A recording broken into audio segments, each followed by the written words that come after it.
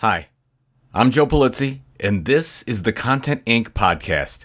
5 minutes every Monday for content creators who desire to be content entrepreneurs.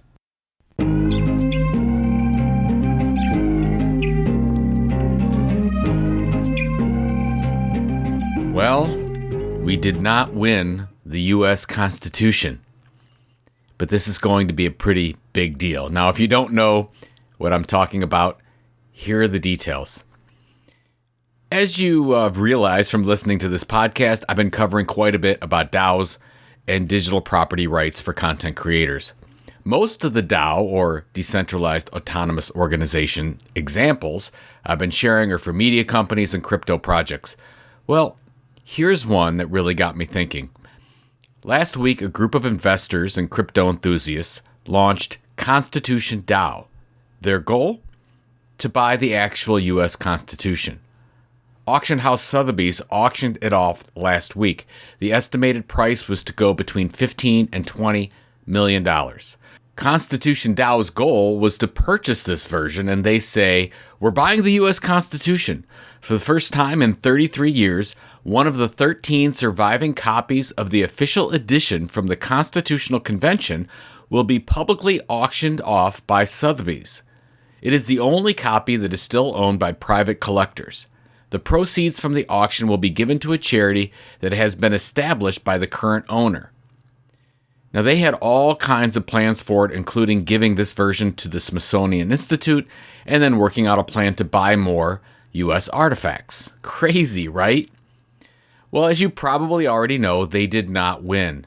A private investor won the bid at around $43 million. Unbelievable. ConstitutionDAO raised over $40 million in about a week and came up just short. It seems the private investor, who is a billionaire, was going to win it regardless. Probably was Bezos or Elon Musk or something like that. Here's what ConstitutionDAO stated on their Discord page after the event took place. "We did not win the bid for the copy of the U.S. Constitution. While this wasn't the outcome we hoped for, we still made history tonight with ConstitutionDAO. This is the largest crowdfund for a physical object that we are aware of, crypto or fiat. We are so incredibly grateful to have done this work together with you and are still in shock that we even got this far. Sotheby's has never worked with the DAO community before. We broke records for the most money crowdfunded in less than 72 hours. We have educated an entire cohort of people around the world, from museum curators and art directors to our grandmothers asking what ETH is when they read about us in the news, about the possibilities of Web3. And on the flip side, many of you have learned about what it means to steward an asset like the U.S. Constitution across museums and collections, or watched an art auction for the first time.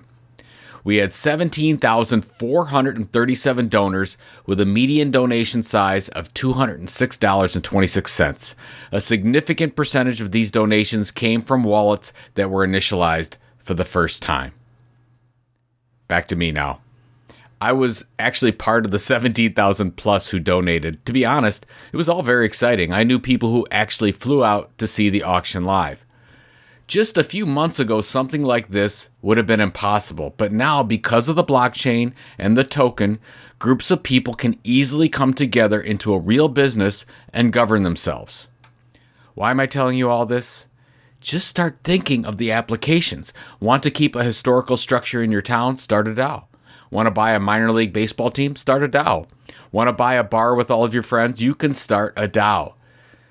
Now, there are all kinds of legal landmines here because, well, we know nothing about this new legal entity. But that said, this is what the internet was built for. Now, groups of people can more easily pool resources, own things, and self-govern. And maybe the best part of this is the equitable approach. The Bankless blog and newsletter just wrote this, and I paraphrase. "In the Web3 environment, where anonymity is welcomed and encouraged, nothing about your background can be used to prevent you from jumping into a DAO, getting to work, and earning money.